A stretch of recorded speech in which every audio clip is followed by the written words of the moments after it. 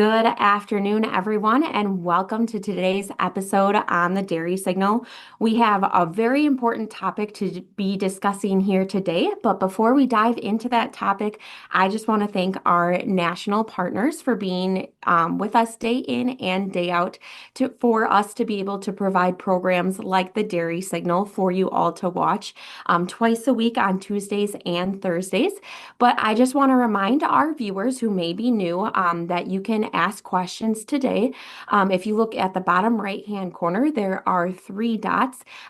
Hit the three dots and you will be prompted to type in your name. Just keep it as anonymous if you don't want to be known. And then we can get any and all of your questions answered here today.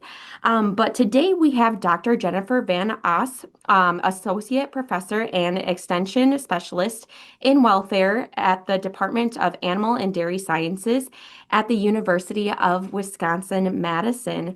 Dr. Jennifer, if you don't mind just doing a quick introduction, your background, and we are looking forward to hearing your topic today. Thanks, Caitlin.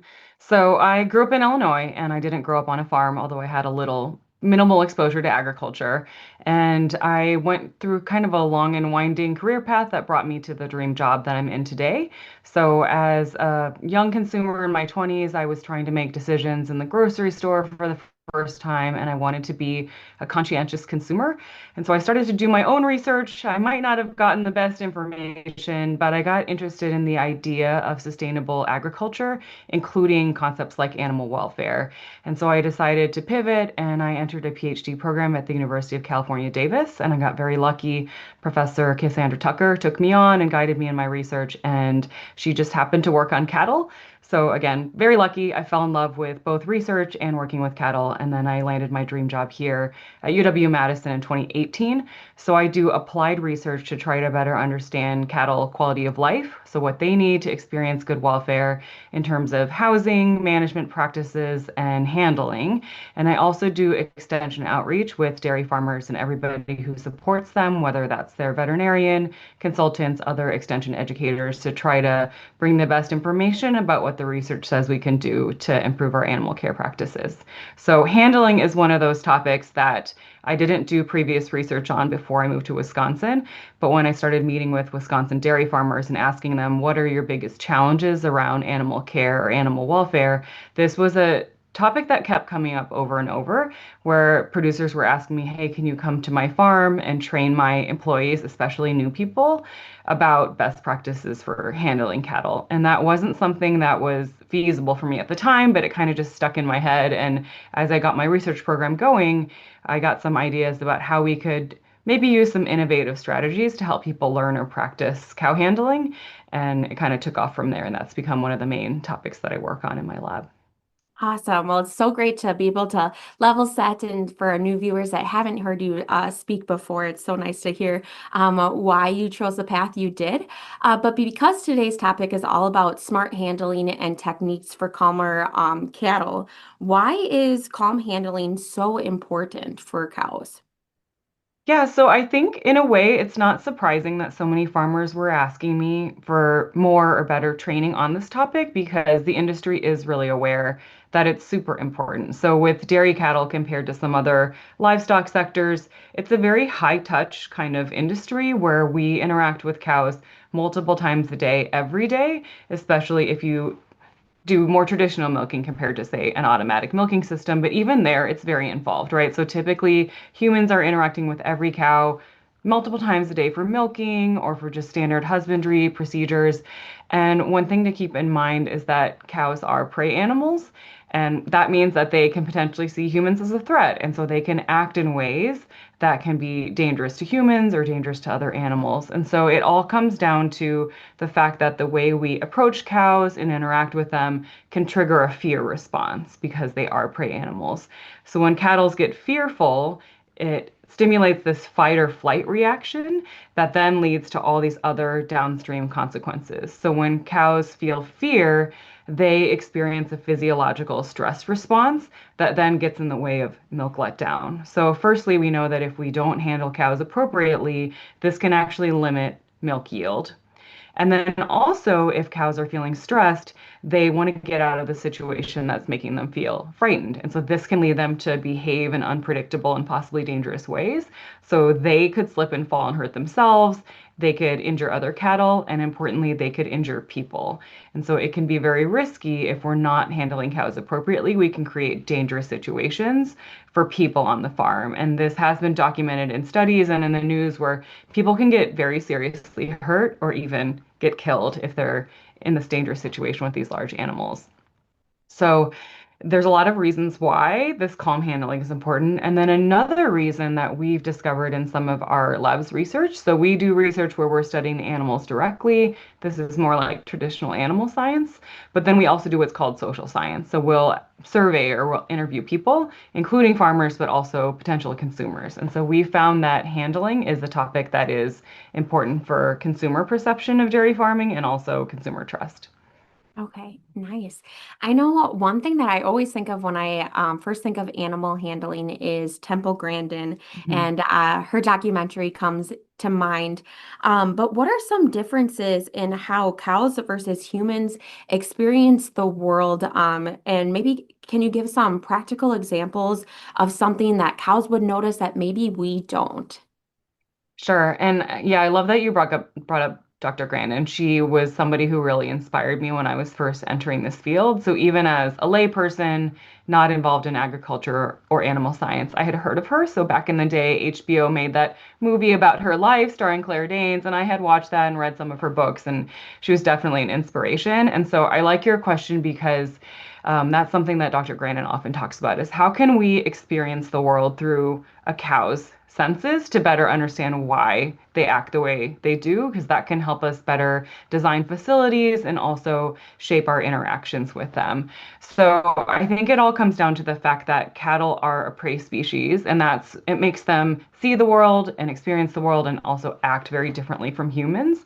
And especially if we're thinking about maybe the changes in our dairy workforce over the last couple of decades, we are starting to have more and more people in milking roles or other roles on the farm where they're the front lines interacting with cows, but they don't have experience.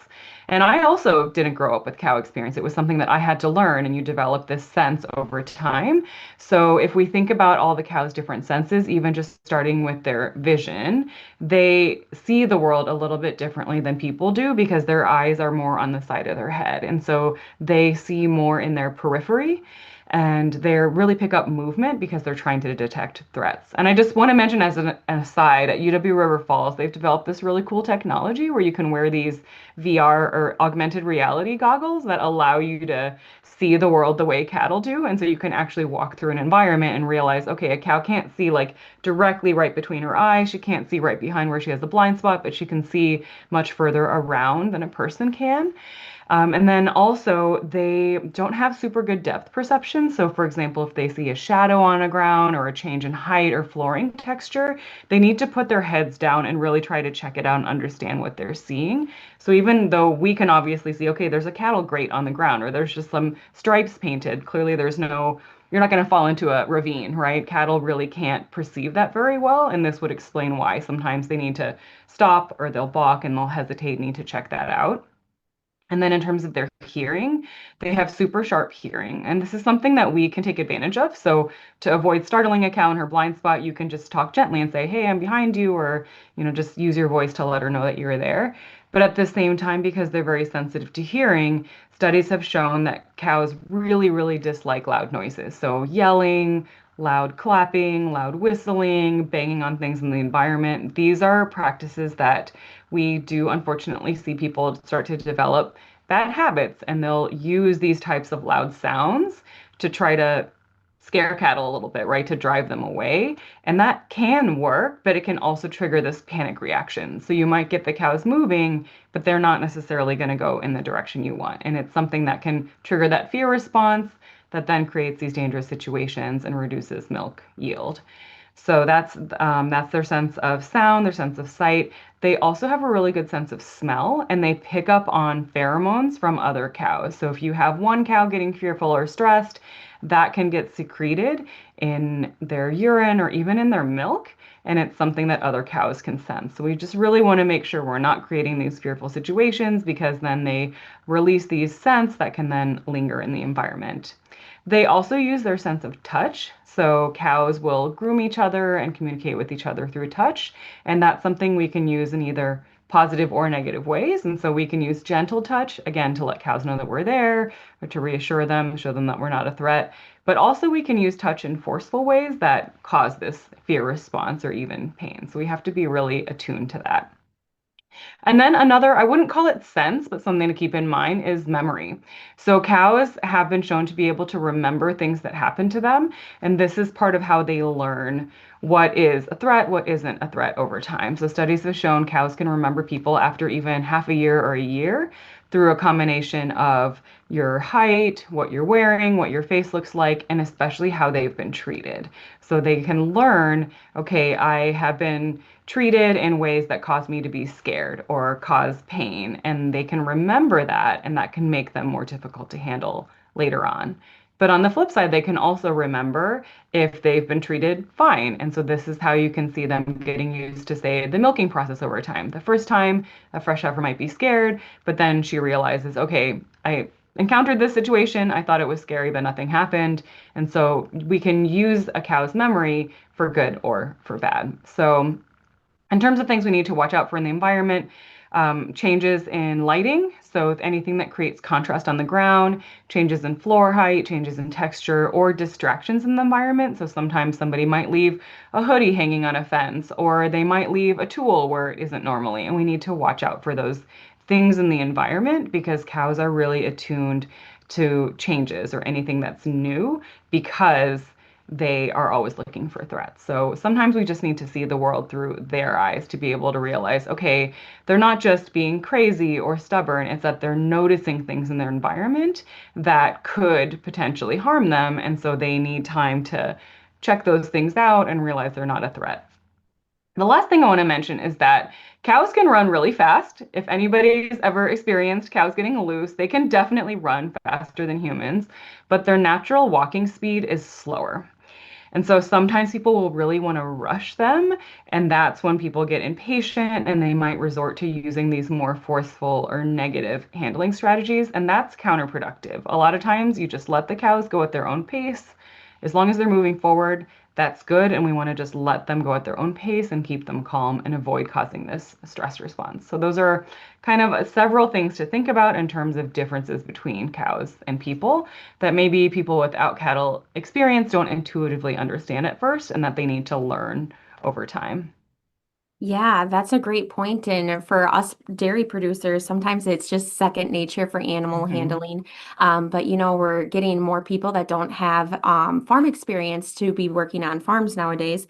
And what are some additional clues that these producers can be training their employees that you can tell cows are uncomfortable with something in their environment? So a really obvious one would be if the cows balk, so if they stop moving. And then we can also just look for other aspects of their body language. So if they're relaxed, they're not going to have their head really upright like this. That's a vigilance response, is what we call it, when they perceive a threat and they're kind of looking around their environment. We can also say you walk into a pen and you just walk in and some of the cows are lying down, maybe some are standing at the feed bunk. You can tell if they notice your presence looking, for example, at their ear movement. So if they hear you, their ears will turn, sometimes they'll turn their head. And so we can perceive that we've entered this zone where they're now aware of us. But if we come in too fast, and we just go right into their pressure zone or their flight zone rather than just this larger zone of awareness, that's where you can start to see the startle response or more like panic responses where the cows are getting up, they're moving away, they might be defecating or urinating. And so there are signs that we can look for that we've gotten their attention in a calm way before actually causing them to have a fear response. Awesome. Well, thank you.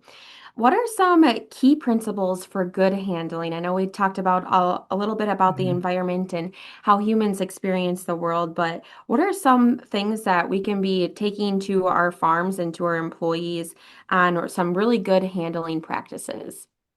Yeah, so I guess I'll start with kind of the ideal scenario. So if people are aware of Dr. Grandin's work, she always has this diagram that other people have shown as well, where if you picture the cow, she kind of has a personal bubble because she's a prey animal.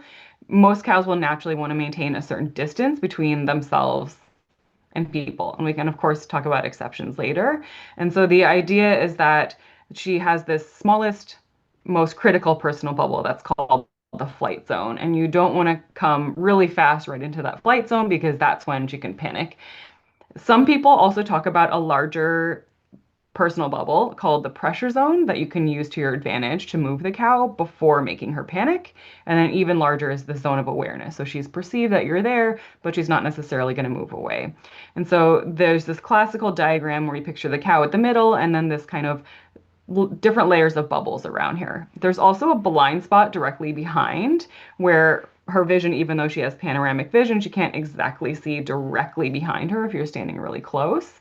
And then there's also something called the point of balance, where you can imagine like a plane cutting the cow in half through her shoulders. And so you can use these different concepts to take advantage of a cow's natural behavior and natural perception to move her. So if you approach a cow slowly enough, you enter the pressure zone, that's kind of like picture you're a magnet and the cow is a magnet and you have the same polarity. The cow's going to naturally move away from you as you move closer. So that's when you enter the pressure zone. If you're behind the point of balance, moving towards the cow, then she's going to move away from you, moving forward. But say you're walking at her head on, that means you're in front of the point of balance. So what the cow's usually going to do when you enter the pressure zone in front of her shoulders is she'll stop moving if she's been moving, and she'll often turn around and then go the other direction. So now you're behind that point of balance again. So these are kind of these ideal principles, but the really nice thing is that they do actually work. So we were on our research dairy a couple of years ago now. We were filming some videos to put together some resources to teach people some of these basic principles of calm, good handling. And I was really impressed because research cows have this reputation for not having a pressure zone or flight zone because they're handled by humans all day long for teaching and for research studies. And also, there are students who like to pet them, right? And they get up in their space. And so the cows are really used to handling.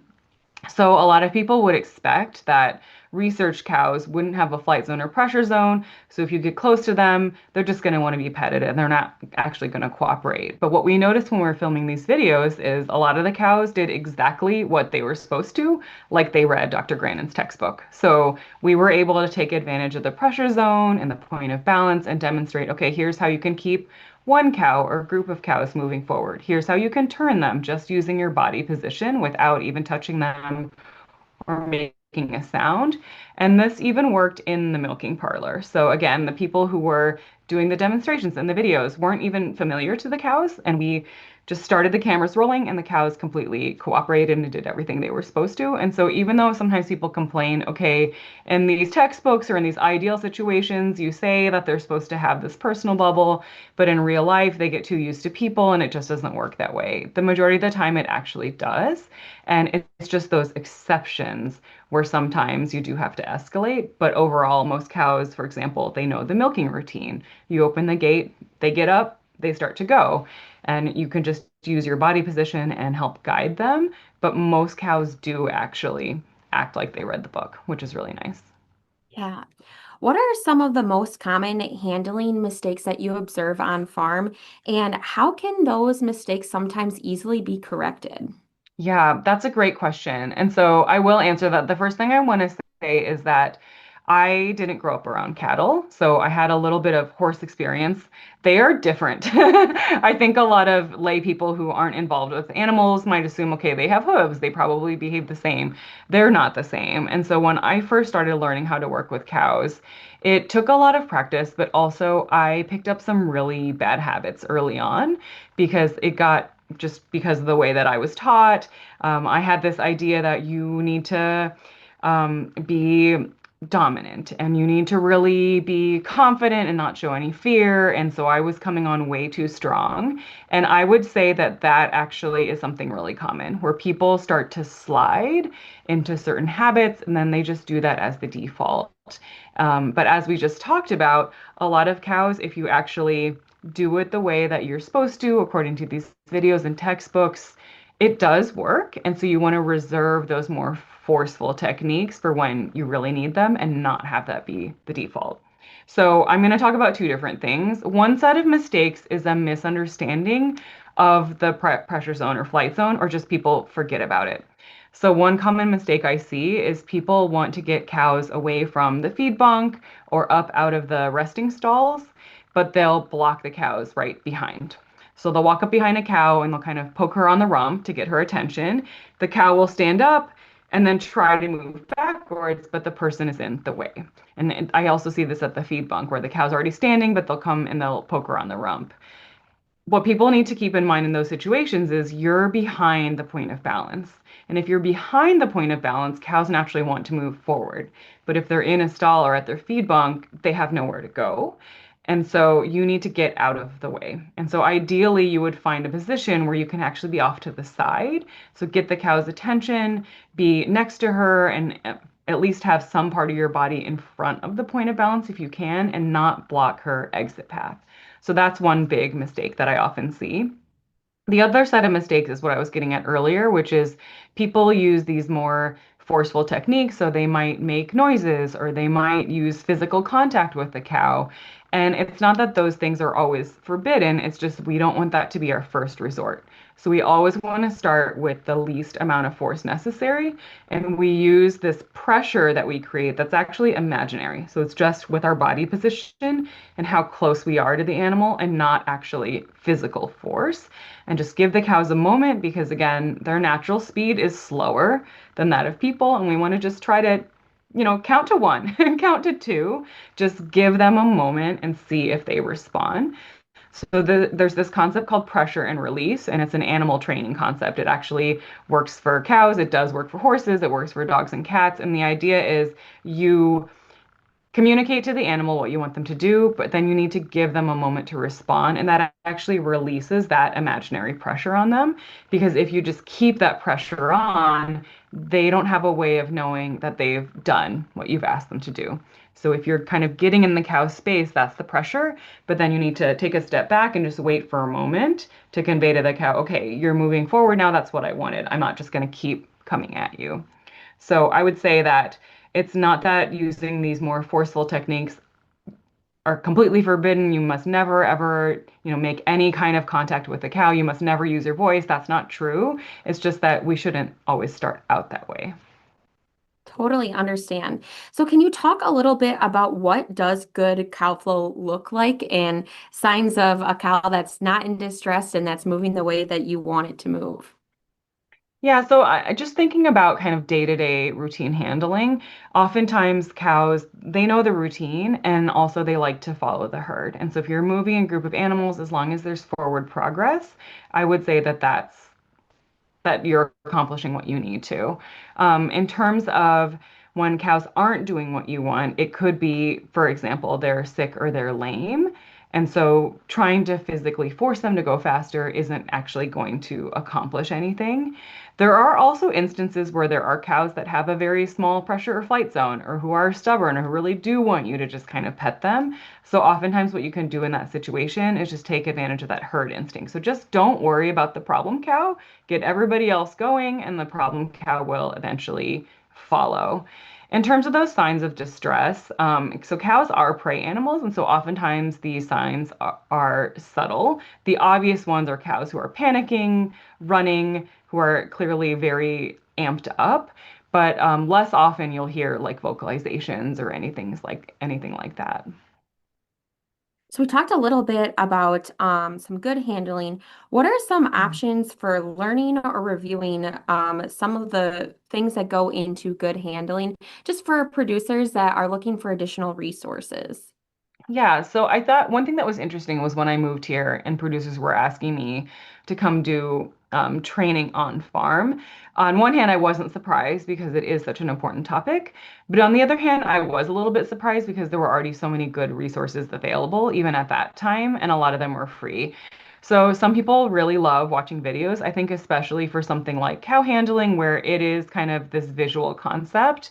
There are some really good videos out there. We're working on revising some with UW-Madison Extension. There's some directly through the farm program website. So this is the Farmers Assuring Responsible Management website. They have their own videos and they also link to some other ones. There are, of course, the ones from Merck's Dairy Care 365. A lot of people use those. And then University of Minnesota, they have this UMash series, and I really like theirs as well because they have the videos and then some animations overlaid. So some people really love videos. There are, of course, textbooks. I think that that's less popular where people would want to like read how to do something, especially because it's a spatial relationship and really it's kind of a dance between you and the animal.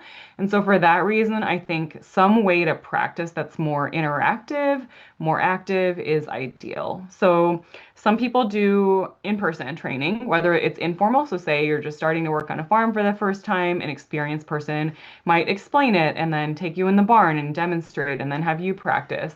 I think that's kind of the ideal situation in many ways. Other times there might be an outside instructor or teacher or trainer that comes to the farm, and some people do role play. So they might actually have hula hoops representing the pressure zone, and they'll do role play with each other before they go practice. And I think that that can be good as well. One of the resources that I ended up developing after farmers told me they wanted me to come do training, and I realized that that just wasn't going to be feasible to go to one farm at a time. I kind of had this stroke of inspiration. Almost 7 years ago now, actually. So we ended up making a video game. It's free and it's called Moving Cows. So Mooving cows.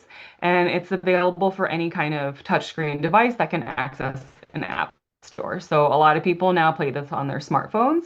So it's available both in the Apple Store as well as in Google Play. And then some people play it on tablets, which is actually how we originally tested it, like a Samsung Galaxy tablet or an iPad. And then it also works on certain Chromebooks as well. But it's completely free. It doesn't have any ads. It was something that we developed here at UW-Madison, and we had a lot of people from Wisconsin farms help us test it out at various stages of its design. So this included farm owners, managers, milkers, cow pushers. I put that in quote because we shouldn't be pushing, right? We're just encouraging the cows to go where we want to go. But the reason that we decided to make this game is that, of course, it can never completely replace this in-person hands-on practice, but it allows you to simulate situations that might not actually come up in a real training, right? Like maybe you need to have a scenario where there's a dangerous cow because she's running around and she's in heat. We don't actually want a new person to experience that their first time. We want them to start in a safer, more controlled setting. And then we can also, in a game or a simulation, ask people to do things they know they're not supposed to do, because that is one way that people learn. We call this learning through failure or learning by making mistakes. That can actually be a good thing, but you don't want to do that in real life because you don't want to get injured. You don't want the cows to get stressed. You don't want the cows to get injured, but you can do that in a game environment. So of course, I have to make a plug for our own resource. So it's called Moving Cows. Again, you can just search for it in your app store or you can check out my website, but it's MOO, so Moving Cows. And then we are working on designing another course right now, actually, and this is part of a larger grant that was funded by the U.S. Department of Agriculture. They were looking for work to try to improve public trust in agriculture, specifically animal agriculture. So we decided to focus on cow handling in the dairy industry. So we are designing another course. It's called Pro Hand Dairy, and that stands for Professional Handling of Dairy Cows. And it's adapted from a resource that was originally created in Australia by the University of Melbourne. So they designed it for their swine industry and then adapted it for their dairy industry. And now we're bringing it here to the US. And it includes videos. So we were filming these examples of how you use the flight and pressure zone. But then we also have these pauses for group discussions. We've been pilot testing that this spring. And I've come to really love the discussion aspect because I think sometimes people don't have time to pause and talk to their colleagues about, hey, has this ever happened to you? How do you deal with it? And so it helps tie together the videos with what people really experience. And one of the unique things about ProHand is we show these things I described, like how do you use the point of balance to get a cow to move forward and stop. And we talk about some of these basic principles and skills, but we also show examples of what not to do because that's just the reality, right? Nobody's perfect. I definitely am not. I originally learned the wrong way. I had a lot of bad habits, and it takes a lot of work to undo those bad habits and try to form new, better ones and to remember, okay, I'm going to start with the bare minimum, just using my body position to try to move the cow. And so we show, okay, oftentimes people are resorting to like using their voices or they're using a little bit of physical contact, and we acknowledge that that is the reality and that that doesn't mean you're a bad person. Everybody's imperfect, and those are tools in our toolkit, but we shouldn't start out with those as the default. And so that's one of the big messages, and that's part of the reason why we have these group discussions so people can share their experiences that are unique to each farm and each farm's culture. So I do want to also put a plug for that. If there are people within driving radius of Madison who are interested in allowing us to come and teach the course on their farm, it takes about 2 hours, but we take care of everything and we would love to get input because I think that that's a really important thing we learn for making the Moving Cows game is that we don't want to just make a resource at the university where we think the information is good, but it doesn't resonate with people. We want to make sure that it's really relevant and useful on farms. And so we are looking for people to help test that out for us. But there are a lot of different resources available, and I think it really depends on different farms have different amounts of time available. People have different learning styles. People might want things in a different language. And so it's perfectly okay to watch videos or to read something or just to have an informal conversation. There's a lot of different ways to learn and practice good cow handling. Yeah, I was just going to say that you almost took the words right out of my mouth is that there's so many resources for so many different learning styles. One question I have for you is how often should producers be reviewing these trainings with their employees? Yeah, so obviously at onboarding, if you have a new person, even if they're a new person who came from another farm and have experience, day one is the perfect time to level set and say, here is our farm's culture and expectations. Here's how we want you to do things. And it's just time for a fresh start. But there is this program I mentioned earlier called FARM, Farmers Assuring Responsible Management. They have something called the Animal Care Program. And this program has been around for quite a while, but it's evolved. And so now it's essentially become the industry-wide universal minimum standard in the US. So almost 100% of dairy farms in the US participate through their co-ops or milk processors. And so essentially, this is the way that the farms demonstrate to customers, meaning like companies, retailers, that kind of thing, as well as to consumers, that they're meeting. We've all agreed as an industry that there should be minimum standards for animal care. So whether this is about management practices like disbudding or things like cow handling, this is a way to express this commitment. So to answer your question, as of 2020, the farm program expects that anybody who works directly with cattle, whether they're a milker, whether they are a hired employee, or somebody who grew up on the farm, everybody needs to show that they have at least an annual refresher on this topic because it is so important because there are millions of interactions between human beings and cows on dairy farms across the country every day. They want to make sure that everybody's at least reminded and has this chance to reset. So the farm program expects that everybody have some kind of documentation. So that could be a training binder where you have a list of people who took a course, or in Moving Cows, when you finish the game, you get this image that's saved to your phone's camera roll. That's your certificate of completion. So as long as it's documented, it doesn't matter if you watched a video or if you played Moving Cows or you did the Merck Dairy Care. There's lots of different options for how you can meet that expectation. But because this topic is so critical, the farm program expects at least annually. So this is something that's come up for discussion. Okay, does it really have to be every year? What if I grew up on the farm? I've been working with cattle for 50 years. I know what I'm doing. We decided, so I'm involved with the farm program as like a scientific advisor.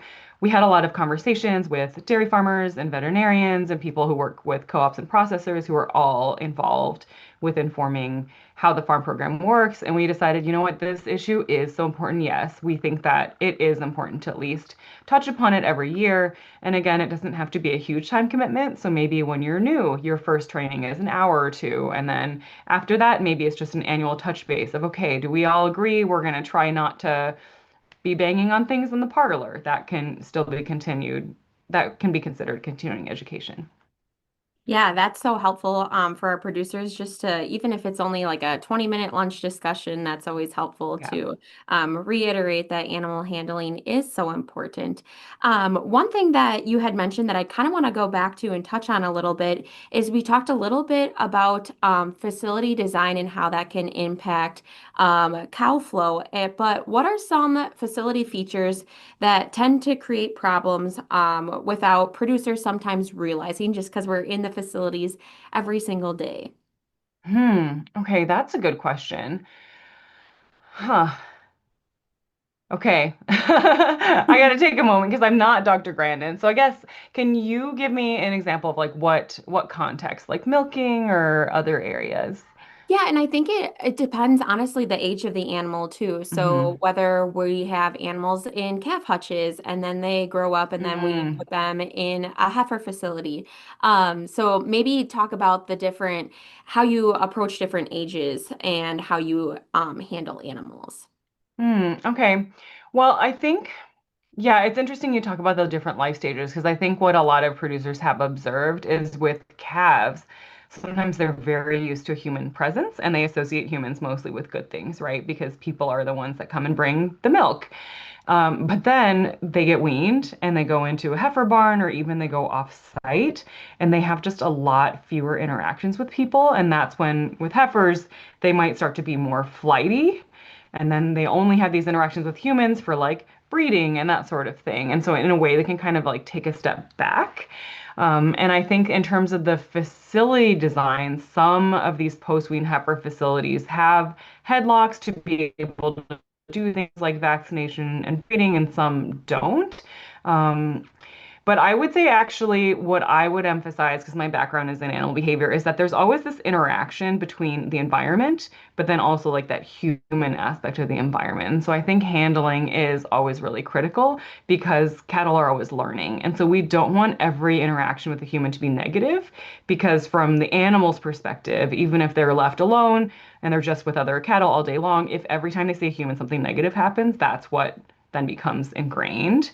And so then it's not a surprise that by the time they calve in for the first time, they need to go in the parlor. Everything is scary. All their interactions with humans for the last few months have been negative. So we need to make sure to balance that out. And that can even, it doesn't have to consist of necessarily coming in and petting them and um, treating them like that, but just making sure that they're used to people walking through and nothing actually bad happens. That's called habituation. So, in terms of facility design, there are just some basic things in terms of not having kind of these dead end angles because cows have this instinct where they want to see where they're going. And if they can't, they like to try to return back where they came from. So, this is why sometimes they'll stop dead. And so, there are ways you can take advantage of the fact that they want to come back where they came from before. And so there's something called a bud box that some facilities have put in. So even though it's not curved, like with beef cattle handling facilities, you can take advantage of this instinct to get them to turn and they think that they're going back. And instead they load into, say, a hoof trimming chute or something like that. I think that kind of design aspect is hard to talk through without visuals, I will say.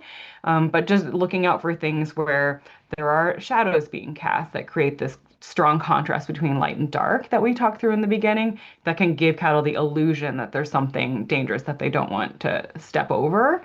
Um, and also just trying to take advantage of this herd instinct. So if you are moving animals for something that's maybe out of the routine or you're doing pen moves, to try to make sure you're not just moving one animal at a time. So sometimes you can move two or a small group of them and you actually take them both and then let one go past the point that you want the other one to go into and then kind of trick them to going into where you need them to.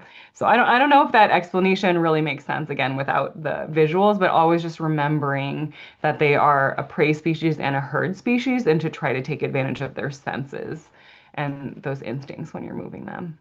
Gotcha. So another question that kind of goes hand in hand with that is, what are some practical realities versus ideal situations and principles for calmer cattle and handling techniques then? Yeah, so I kind of alluded to this a bit earlier, where we talk a lot about these diagrams with the flight zone and the pressure zone, the point of balance. And that is the ideal situation. So there's this list of principles that we go over in initial training about these ideal practices that we use for handling. And I think that in an everyday operation, sometimes we do run up against realities where people face time pressure. I think that's a big one. So say you're a cow pusher, again, I put it in quotes, maybe we can call them cow movers, because again, we shouldn't really be pushing. And they know that the parlor should never be empty and that there's other people waiting on them. So I think that sometimes in these practical realities, that's where people start to develop these bad habits. And so what I want to acknowledge is that, first of all, a lot of cows do act like they've read the textbook, and these are basic principles for a reason. It's because they work a lot of the time. But also, we're not asking people to be perfect.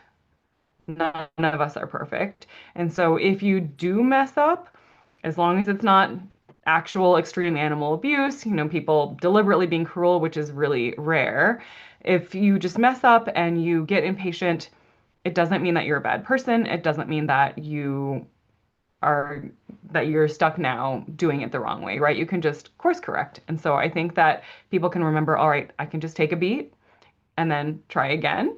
And that we acknowledge, again, in this Pro Hand course that we're developing, that it's not about being perfect. It's about trying to maximize the positive actions that you use and then minimize the amount of more negative actions that you use. And so, say you are doing things in an ideal way, most of the cows are responding, you're letting the stubborn cows just follow them, but for whatever reason, there's just certain cows that aren't doing what you need them to do. You can escalate, but again, you don't want to do that as the first resort. And so just try to keep in the back of your mind, like, I'm going to try to just start using my body position, doing it in the ideal way. And then I have these other tools in my toolkit, but I don't want to just use those right off the bat. I want to use this concept of pressure and release and always try to release and let the cows do their thing. Well, you covered a lot of great information today, and I know I'm constantly learning on every episode of the Dairy Signal. But what are one or two takeaways that you would love our listeners to take away with them and maybe implement on their dairies? So, one thing that I didn't mention, but I would like people to keep in mind, is that this is a key issue for consumer perception and consumer trust. So, we have some studies that show that consumers actually mostly give the industry the benefit of the doubt, but there's definitely opportunity to showcase the good practices that we're doing. And there's also room for us to try to reduce some of the more negative actions that we're using. So, this really is key for consumer perception. And also, it's something that directly affects cow welfare and productivity as well as worker safety. So there's a reason why this is such a big topic in the industry and why the farm program expects at least this annual refresher. The second takeaway is that most cows actually do follow these basic principles. So there's a reason why these basic principles have been around for so long and are always brought up. And so we should always try to start with the least amount of pressure necessary and then only escalate if the cows don't do what we expect them to do. And then the last one is that there's a lot of different ways that people can learn or do refreshers or continuing education on stockmanship. And if you are interested in trying out the Moving Cows game, it's completely free. So you can download it, use it. If you decide it's not for you, you can just delete it. But it's Mooving cows, and it's available for Apple and Google. So I think that those would be my main takeaways. Awesome. Well, thank you again, Dr. Jennifer. We truly appreciate every single time you're able to come on the Dairy Signal and able to share a little bit of your knowledge with us. I also, quick before we leave, want to thank our national partners again for being with us day in and day out. But we have a lot of great programs coming up on our calendar for professional dairy producers, one of which being our 2026 Hoof Management Workshop. And there is still time to sign up. We are having our Wisconsin program on June 18th in Athens, Wisconsin. So anyone that is interested on learning more about hoof management, please go to our website at pdpw.org and you can click on our upcoming programs and you can register there. But with that, I just want to again thank Jennifer and again our viewers today for watching and learning a little bit more about animal handling. But we will see you on Thursday on the Dairy Signal. Bye now.